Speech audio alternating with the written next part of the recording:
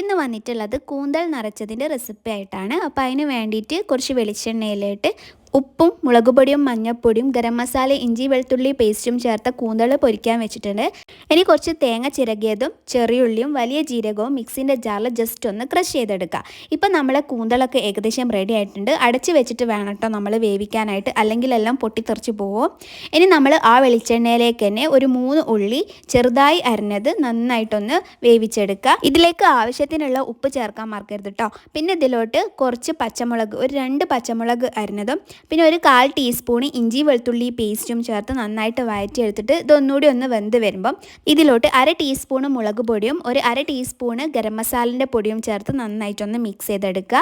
പിന്നെ ഇതിലോട്ട് കുറച്ച് മഞ്ഞൾപ്പൊടിയും കൂടി ഞാൻ ചേർത്ത് കൊടുത്തിട്ടുണ്ട്. ഇനി ഇതൊന്ന് അടച്ച് വെച്ചിട്ട് ഒന്നുകൂടി ഒന്ന് വേവിക്കുക. ഇനി നമ്മൾ നേരത്തെ അരച്ച് വെച്ചിട്ടുള്ള തേങ്ങയിലോട്ട് പൊരിച്ച് വെച്ചിട്ടുള്ള കൂന്തൾ ചേർത്തിട്ട് ജസ്റ്റ് ഒന്ന് ക്രഷ് ചെയ്തിട്ട് എടുക്കുക കേട്ടോ. എന്നിട്ട് നമുക്ക് ഈ ഒരു മിക്സിലേക്ക് അത് ചേർത്ത് കൊടുക്കാം. എന്നിട്ട് നന്നായിട്ടൊന്ന് മിക്സ് ചെയ്തെടുക്കുക. ഇപ്പം നമ്മളെ ഫില്ലിങ് ഏകദേശം റെഡിയായി. കുറച്ച് മല്ലിയിലയും പിന്നെ കറിവേപ്പിലയും ചേർത്തോളൂ കേട്ടോ. എന്നോട് ചേർക്കാൻ മറന്നു വെച്ചിട്ടുണ്ടായിരുന്നു. കഴുകി വൃത്തിയാക്കി വെച്ചിട്ടുള്ള കൂന്തൽ എടുക്കുക. അതിൻ്റെ ഉള്ളിൽ നമ്മൾ ഫില്ലിങ് നിറച്ച് കൊടുക്കുക കേട്ടോ. ഉള്ളൊക്കെ നന്നായിട്ട് ക്ലീൻ ചെയ്യണേ.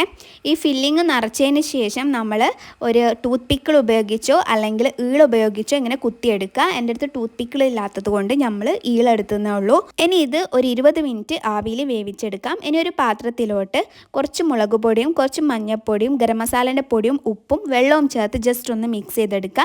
ഇനി നമ്മൾ ആവിയിൽ വേവിച്ചിട്ടുള്ള കൂന്തൽ ഇതിൽ മിക്സ് ചെയ്തിട്ട് ഇതൊന്ന് ജസ്റ്റ് ഫ്രൈ ചെയ്തെടുക്കാം. കുറച്ച് വെളിച്ചെണ്ണയിൽ തിരിച്ചും മറിച്ചിട്ടിട്ട് വേവിച്ചാൽ മതി കേട്ടോ. അപ്പോൾ നമ്മൾ അടിപൊളിയായിട്ടുള്ള കൂന്തൽ ഫ്രൈ ഇവിടെ റെഡി ആയിട്ടുണ്ട്. ഇപ്പം നല്ല ട്രെൻഡിങ് ആയിട്ടുള്ള ഒരു ഐറ്റം ആണല്ലോ. അപ്പോൾ എല്ലാവരും ഒന്ന് ട്രൈ ചെയ്ത് നോക്കുക. ഇഷ്ടമായിട്ടുണ്ടെങ്കിൽ ലൈക്ക് ചെയ്യുക, കമൻറ്റ് ചെയ്യുക, പ്രീവിയസ് വീഡിയോസൊക്കെ കാണാം കേട്ടോ. പിന്നെ ഇതിലേക്ക് കുറച്ച് കറിവേപ്പിലയും കൂടി ഞാൻ ചേർത്തിട്ടുണ്ട്. അപ്പോൾ എല്ലാവർക്കും ഒരിക്കൽ കൂടി ബൈ.